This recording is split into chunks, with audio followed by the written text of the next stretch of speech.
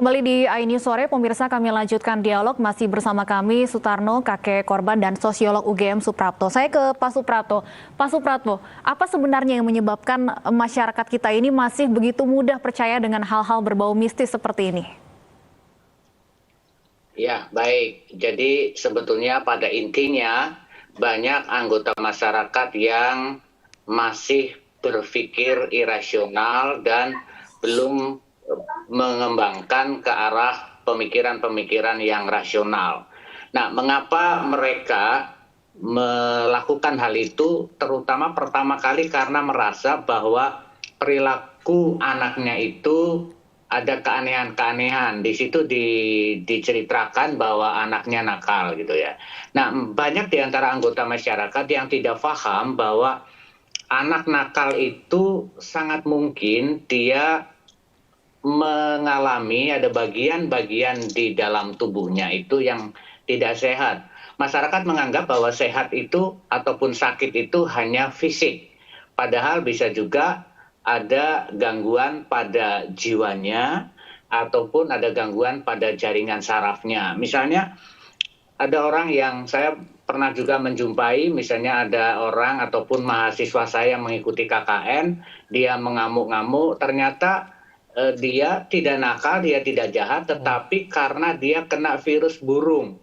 Dan itu mengenai saraf emosinya dan dia kemudian menjadi mudah mengamuk.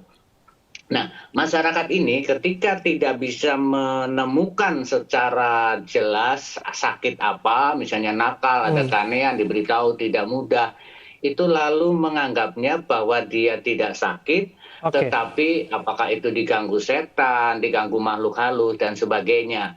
Sehingga solusinya bukan lari ke rumah sakit, ke psikiater, ataupun ke psikolog, mereka kemudian dengan cepat larinya ke paranormal atau dukun. Pak Suprapto, jika kemudian kita menyoroti tindakan kekerasan, penenggelaman di dalam bak mandi itu betul-betul terjadi dan itu diketahui, bahkan patut diduga direncanakan oleh orang tua termasuk tetangganya begitu. Menurut Anda siapa yang paling bertanggung jawab atas kasus ini? Ya, tentunya yang paling bertanggung jawab pada kasus ini adalah orang yang berinisiatif melakukan ritual itu. Meskipun saya menduga bahwa itu sebetulnya tidak berniat untuk membunuh ya. Karena mengusir makhluk halus dalam pemikiran mereka itu sebetulnya bisa macam-macam. Misalnya antara lain itu dengan menekan jempol, misalnya jempol di sini gitu ya. Tapi mungkin dengan cara-cara yang lain itu tapi secara nalar kan Pak Suprapto kita bisa lihat menenggelamkan di dalam bak mandi otomatis tidak akan bisa bernafas, otomatis akan kehilangan nyawa. Bahkan kan disebutkan tadi ritualnya nyawanya bisa kembali, rohnya bisa kembali kepada anak tersebut dan anak tersebut dalam tanda kutip, quote unquote, bisa bangkit. Ya, itu keanehannya adalah di situ bahwa kenapa dia harus mati. Sebetulnya kan biasanya metode-metode pengusiran makhluk halus menurut versi mereka itu hanya berusaha untuk membuat si makhluk halus itu merasa tidak nyaman di tubuhnya, kemudian lalu mereka pergi. Tetapi yang ini memang agak berlebihan itu, bahwa ditenggelamkan sampai kemudian nafasnya berhenti, dan anehnya lagi kemudian dinyatakan bahwa rohnya akan kembali lagi. Itu jelas sangat tidak masuk akal gitu ya, karena cara-cara yang lain sebetulnya tidak seperti itu. Biasanya dengan percikan air, benar tadi didiskusikan misalnya medianya air, tapi percikan biasanya. Pak Suprapto, apakah artinya pihak yang mengaku sebagai dukun ini juga perlu diproses secara hukum? Ya, saya kira karena sudah mengakibatkan kematian atau hilangnya nyawa seseorang, maka setidaknya dia bisa dikenai pasal telah melakukan kelalaian sehingga menyebabkan nyawa seseorang menjadi meninggal dunia atau melayang. Saya kembali ke Pak Sutarno, kakek korban. Pak Sutarno, apakah ritual pengusiran setan yang dimaksud atau makhluk halus, genderuwo, apapun namanya ini, memang sudah lazim dilakukan di sekitaran masyarakat di sana? Kalau setahu saya, ya itu di rumah anak saya itu, hanya itu. Kalau yang lain saya tidak tahu. Atau barangkali Anda pernah mendengar cara-cara seperti ini pernah dilakukan dan dalam tanda kutip dianggap berhasil kepada anak-anak lain? Saya nggak tahu itu kalau masalah di yang tempat lain. Pak Sutarno, setelah 4 bulan kemudian tidak bertemu cucu Anda, seperti apa kronologi Anda akhirnya mengetahui kejadian ini? Karena itu waktu hari raya, baru hari raya itu saya tanya pada ibu dan ibunya, itu katanya kok gimana Ais kok nggak ikut? Dia bilang di rumah saat baru ke Bojonggede ikut di Bojonggede sama ayahnya itu. Benarkah kemudian tetangga sekitar ini juga mengetahui bahwa cucu Anda sudah ditenggelamkan?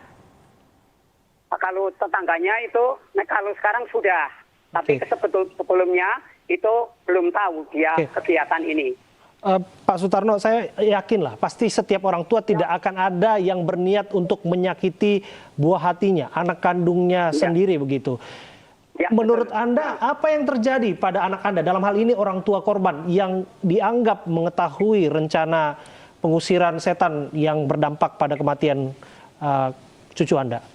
Ya, ini begini, bahwa anak saya itu percaya karena melihat di tempat Pak Budi itu ada anak yang diasuh oleh Pak Budi itu kepunanya itu bagus-bagus.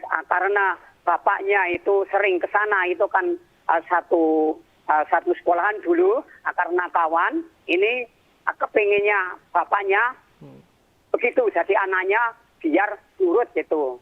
Namun demikian, kalau pendapat saya bahwa anak nakal ini kalau masih kecil, ini memang kalau pendapat saya ini nantinya anak ini pasti akan pandai, akan lincah. Jadi ya. Saya kembali ke Pak Suprapto. Pak Suprapto, sebenarnya adakah hal-hal yang bisa kita lakukan untuk mencegah kasus seperti ini tidak terjadi kembali? Ya, jadi hal yang kita lakukan adalah memberikan sosialisasi kepada masyarakat bahwa ketika ada perilaku yang aneh, perilaku menyimpang, atau mereka menyebutnya bahwa anak itu nakal, itu jangan hanya dilakukan dengan cara-cara yang irasional, karena perilaku itu bisa disebabkan oleh gangguan kesehatan pada seseorang tersebut. Apakah itu tadi saya katakan fisik yang nampak mata, atau jaringan saraf yang terganggu sehingga dia menjadi hiperaktif gitu, atau tadi misalnya ada gangguan kena virus di saraf tertentu sehingga orang lalu melakukan sesuatu yang tidak terkontrol. Jadi jangan kemudian lalu penyelesaiannya itu kepada sesuatu yang irasional. Oke, aliran kepercayaan tanggung jawab masing-masing, tapi kekerasan terhadap anak harusnya dihentikan, dan itu kita semua paham tentang itu. Terima kasih atas waktu Anda berbincang bersama kami, Pak Suprapto, sosiolog dari UGM, dan juga Pak Sutarno, kakek korban. Kami turut belasungkawa atas peristiwa ini.